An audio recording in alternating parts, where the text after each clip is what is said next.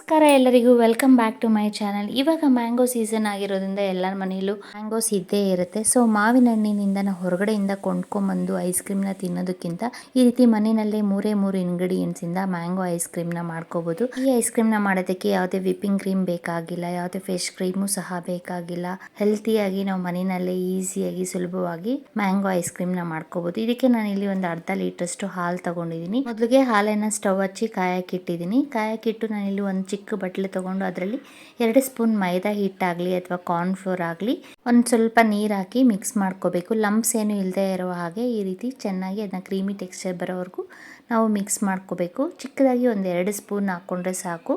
ನಾವು ಮೈದಾ ಹಿಟ್ಟಾದರೂ ಬಳಸ್ಬೋದು ಅಥವಾ ಕಾರ್ನ್ಫ್ಲೋರ್ ಇದ್ದರೆ ಕಾರ್ನ್ಫ್ಲೋರ್ ಆದರೂ ಬಳಸ್ಬೋದು.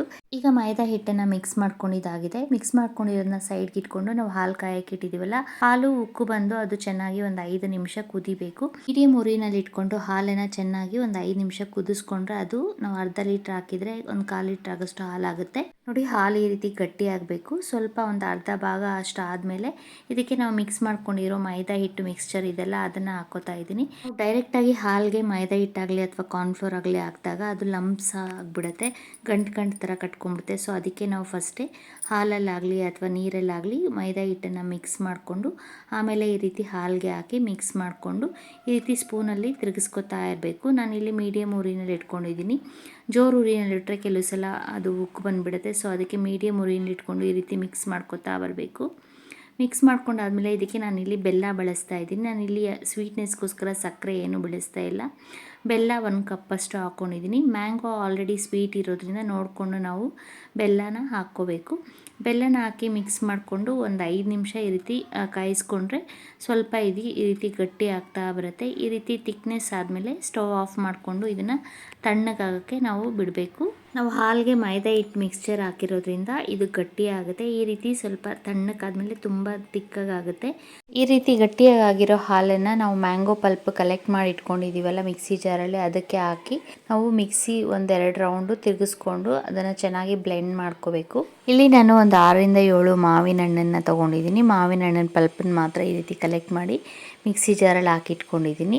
ನಾವು ಬೇಕು ಅಂದರೆ ಮಾವಿನ ಹಣ್ಣಿನ ಪಲ್ಪನ್ನು ಕಲೆಕ್ಟ್ ಮಾಡಿ ಒಂದು ಸ್ವಲ್ಪ ಹೊತ್ತು ಫ್ರಿಜ್ಜಲ್ಲಿಟ್ಟು ಆಮೇಲೇನು ಸಹ ಈ ರೀತಿ ಮಿಕ್ಸಿಗೆ ಹಾಕಿ ಬ್ಲೆಂಡ್ ಮಾಡ್ಕೊಂಡಾದ್ಮೇಲೆ ಮಾವಿನ ಹಣ್ಣು ಹಾಲು ಚೆನ್ನಾಗಿ ಬ್ಲೆಂಡ್ ಆಗಿ ಅದು ಒಂಥರ ಕ್ರೀಮಿ ಟೆಕ್ಸ್ಚರಲ್ಲಿ ಬರುತ್ತೆ. ಈ ರೀತಿ ಒಂದು 2 ರೌಂಡ್ ಹಾಕ್ಕೊಂಡ್ರೆ ಸಾಕು.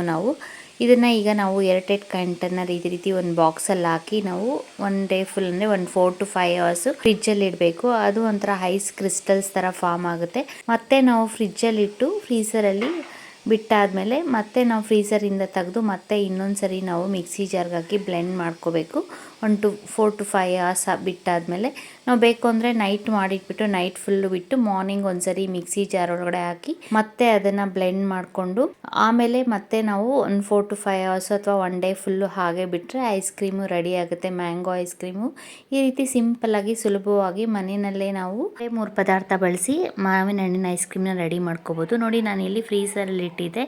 ಈ ರೀತಿ ಇದು ಐಸ್ ಕ್ರಿಸ್ಟಲ್ಸ್ ಥರ ಫಾರ್ಮ್ ಆಗಿದೆ. ಈಗ ಮಾವಿನ ಹಣ್ಣಿನ ಮಿಕ್ಸ್ಚರ್ನ ತೆಗೆದು ನಾನು ಮತ್ತೆ ಮಿಕ್ಸಿನಲ್ಲಿ ಹಾಕಿ ಇದನ್ನು ಮತ್ತೆ ಬ್ಲೆಂಡ್ ಮಾಡ್ಕೋತಾ ಇದ್ದೀನಿ. ಒಂದು 2-3 ಸರಿ ನಾವು ಚೆನ್ನಾಗಿ ಇದನ್ನು ಬ್ಲೆಂಡ್ ಮಾಡ್ಕೋಬೇಕು ಮಿಕ್ಸಿನಲ್ಲಿ ಹಾಕಿ. ಆವಾಗ ಅದು ಕ್ರೀಮಿ ಟೆಕ್ಸ್ಚರ್ ಬರುತ್ತೆ ನಾವು ಬ್ಲೆಂಡ್ ಮಾಡಿದಾಗ. ಮತ್ತೆ ನಾವು ಏರ್ಟೈಟ್ ಕಂಟೈನರಲ್ಲಿ ಹಾಕಿ ಮೇಲೆ ಸಿಲ್ವರ್ ಫಾಯಿಲು ಅಥವಾ ಒಂದು ಕವರ್ ಹಾಕಿ ಅದನ್ನು ಫುಲ್ಲು ಏರ್ ಟೈಟಾಗಿ ಒಂಚೂರು ಗಾಳಿ ಹೋಗದೆ ಇರೋ ಹಾಗೆ ಇದನ್ನು ಮತ್ತೆ ಫ್ರೀಸರಲ್ಲಿ ಇಡಬೇಕು. 1 ಡೇ ಫುಲ್ಲು ಇಟ್ಬಿಟ್ರೆ ಐಸ್ ಕ್ರೀಮು ರೆಡಿ ಆಗುತ್ತೆ. ತುಂಬ ಚೆನ್ನಾಗಿರುತ್ತೆ. ಮನೆಯಲ್ಲೇ ಈ ರೀತಿ ನಾವು ಮಕ್ಕಳಿಗೆ ಮತ್ತು ದೊಡ್ಡವ್ರಿಗೆ ಎಲ್ಲರೂ ಸಹ ಈ ರೀತಿ ಐಸ್ ಕ್ರೀಮ್ನ ಮಾಡ್ಕೊಂಡು ತಿನ್ಬೋದು. ಹೊರಗಡೆಯಿಂದ ಕಾಸು ಕೊಟ್ಟು ಕೊಂಡ್ಕೊಂಡು ತೊಗೊಂಬಂದು ತಿನ್ನೋದಕ್ಕಿಂತ ಈ ರೀತಿ ಮನೆಯಲ್ಲೇ ಈಸಿಯಾಗಿ ತುಂಬ ಸುಲಭವಾಗಿ ಐಸ್ ಕ್ರೀಮ್ನ ರೆಡಿ ಮಾಡ್ಕೋಬೋದು. ಇದಕ್ಕೆ ಸ್ವಲ್ಪ ಪೇಷನ್ಸ್ ಬೇಕು, 1 ಡೇ ಫುಲ್ಲು ಬೇಕಾಗುತ್ತೆ. ಈ ರೀತಿ ಬ್ಲೆಂಡ್ ಮಾಡ್ಕೊಂಡಾದ್ಮೇಲೆ ನಾವು ಫ್ರಿಜ್ಜಲ್ಲಿ ಈ ರೀತಿ ಕವರ್ನ ಹಾಕಿ ಲಿಡ್ಡನ್ನು ಕ್ಲೋಸ್ ಮಾಡಿ ಇಡಬೇಕು. ಇಟ್ಟಾದಮೇಲೆ ಐಸ್ ಕ್ರೀಮು ರೆಡಿ ಆಗುತ್ತೆ. ಸೊ ನಾವು ಬೇಡ ಫ್ರೀಸರಲ್ಲಿ ಇಡೋದು ಬೇಡ, ಹಾಗೆ ತಿಂತೀವಿ ಅನ್ನೋದಾದರೆ ಬ್ಲೆಂಡ್ ಮಾಡಿಕೊಂಡು ಹಾಗೆ ತುಂಬ ತಣ್ಣಗಿರುತ್ತೆ ಕೋಲ್ಡಾಗಿ ಹಾಗೇನೂ ಸಹ ತಿನ್ಬೋದು. ಸಖತ್ ಟೇಸ್ಟಿಯಾಗಿರುತ್ತೆ. ನೋಡಿ, ಐಸ್ ಕ್ರೀಮು ರೆಡಿ ಆಗಿದೆ. ನಾನಿಲ್ಲಿ ಇನ್ನೊಂದು ಸ್ವಲ್ಪ ಫ್ರೀಸ್ ಹಾಕಬೇಕಾಗಿತ್ತು, ಒಂದು ಸ್ವಲ್ಪ ಮುಂಚೆನೇ ತೆಗೆದು ಹಾಕಿ ತೋರಿಸ್ತಾ ಇದ್ದೀನಿ. ಈ ರೀತಿ ಟೆಕ್ಸ್ಚರಲ್ಲಿ ಬಂದಿದೆ. ನಾನಿಲ್ಲಿ ಒಂದು 4 to 5 hours ಬಿಟ್ಟಾದಮೇಲೆ ಈ ರೀತಿ ಇದೆ. ನಾನು 1 ಡೇ ಫುಲ್ಲು ಬಿಟ್ಟಾದಮೇಲೆ ತೋರಿಸಿ ನಿಮಗೆ ಐಸ್ ಕ್ರೀಮ್ ಯಾವ ರೀತಿ ಆಗಿದೆ ಅಂತ.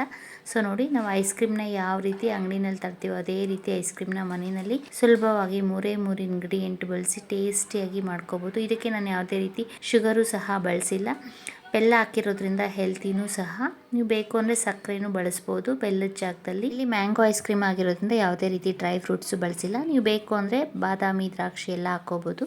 ನೋಡಿ, ಐಸ್ ಕ್ರೀಮು ರೆಡಿ ಆಗಿದೆ. ಈ ವಿಡಿಯೋ ನಿಮ್ಗೆಲ್ಲರಿಗೂ ಇಷ್ಟ ಆದರೆ ಪ್ಲೀಸ್ ಲೈಕ್ ಮಾಡಿ, ಶೇರ್ ಮಾಡಿ ಮತ್ತು ಸಬ್ಸ್ಕ್ರೈಬ್ ಮಾಡಿ. Thank you.